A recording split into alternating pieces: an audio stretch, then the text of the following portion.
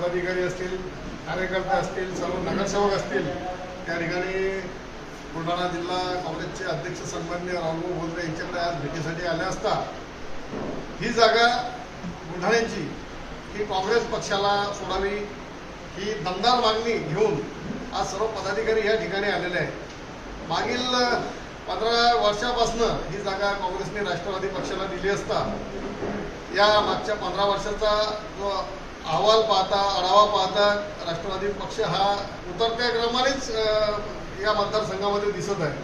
म्हणजे लोकसभेसाठी उभे असलेल्या राष्ट्रवादीच्या उमेदवाराला हे मायनसमध्येच मतं या ठिकाणी मिळत आहेत। म्हणून यावेळेस काँग्रेसमधील सर्व आम्ही पदाधिकारी या ठिकाणी आमची मागणी अशी करतो की हा मतदारसंघ काँग्रेसला द्यावा, कारण काँग्रेस पक्ष हा या बुलढाणा जिल्ह्यामध्ये तळागाळापर्यंत गावागावामध्ये पोहोचलेला आहे। 15 वर्षापासून बुलढाणा लोकसभेची जागा ही कधी राष्ट्रवादीला कधी दुसऱ्या पक्षाला जात आहे।